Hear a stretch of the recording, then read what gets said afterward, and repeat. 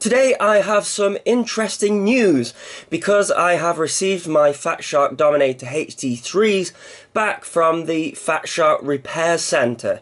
So to give you a bit of backstory, I made a video regarding the HD3's and Fatsharks in general, and I will link that in the below. But basically I received the HD3's and they were unusable for me. The image was blurry, even with -2 diopters installed, and at the time Fatshark issued a statement advising that an early batch had left the factory with faulty optics. But I wasn't very optimistic in general about my pair because I had previously tried the HD2's and those were very blurry for me also, so I proceeded to blame my wonky eyes for the poor image.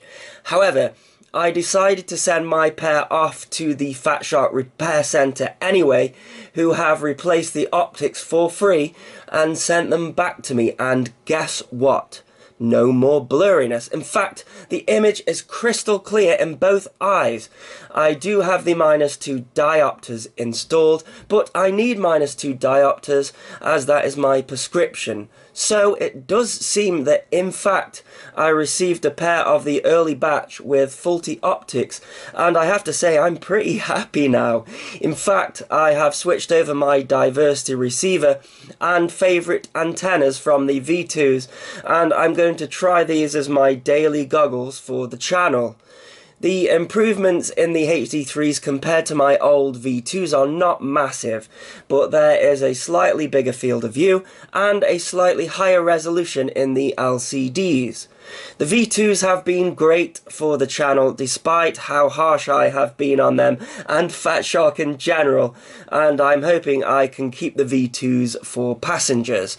I do still stand by my original statement though, in that if you want a pair of Fatsharks, try a pair out first because everyone seems to have a slightly different experience and view from them. But if I were to recommend a pair, it would be the HD3's with the correct optics installed, of course. I have to say that the Fatshark Repair Centre here gives excellent service as well. I have used them a couple of times now. As I mentioned in the last video, one of the LCD drivers failed on my V2's, leaving one of the images completely pink. I sent them off to be repaired and also have the upgraded DVR fitted to them, and the goggles were back within 2 days of me sending them, with all of the work done for free under warranty. Again, with the HD3's, they were back with me 2 days later, so even though it's a shame that any products went out with faulty optics, Fatshark were quick to correct the issue, so I have to give them some praise for that, which is something that I don't usually do. I've mentioned this before, but using Fatsharks for me is a compromise that I choose to take over cheaper visor goggles. They are small and compact, and they have a built-in DVR, which is the biggest reason I use them, so that I can show you guys something similar to what I'm seeing through the goggles. But also I think a DVR is useful for other things. For example, whether I'm flying for a review or not, I have the DVR going, and I was flying a few weeks ago through race gates and I hit the race gate a couple of times and then I crashed completely. When I came to the quad, the GoPro Hero 4 was nowhere to be seen. I looked around the area for about an hour and a half and I couldn't find it at all.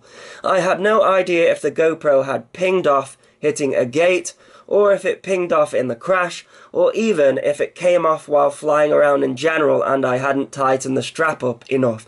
So it could have gone anywhere. So I went back to the computer and looked at the DVR footage, and in a single frame I could see the GoPro fly away in the crash, and also I could see the direction it flew off in as well. So when I got back to the field, I found it instantly and saved me the price of a GoPro, which incidentally is the same price as the Fatshark goggles or thereabouts anyway. I have many more examples of things like this as well. Before I could fit a buzzer to a micro quad, I have used the DVR footage to find lost models. I think as these visor goggles come out and have built-in DVRs, they will take over even more. In fact, Fatshark themselves have gone into the visor market, and I'd love to see them stick a DVR in one of those. Until then, I will stick with the HD3's for the channel. So, some other news while I'm here. Today I was meant to be reviewing the Furibee 180, I have it here. It's a pretty awesome ready-to-fly package, and my first 180 size quadcopter despite all of my time spent on mini-quads, but sadly the weather has let me down. It's also let a massive tree down a few streets away, with gusts of wind up to 50 miles per hour. And today it's raining, but look out for the review of the Furibee 180. It looks like a pretty cool package.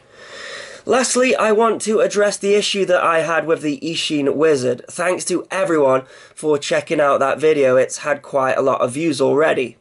I mentioned that I needed to replace the VTX in the Wizard because the RPSMA adapter was loose.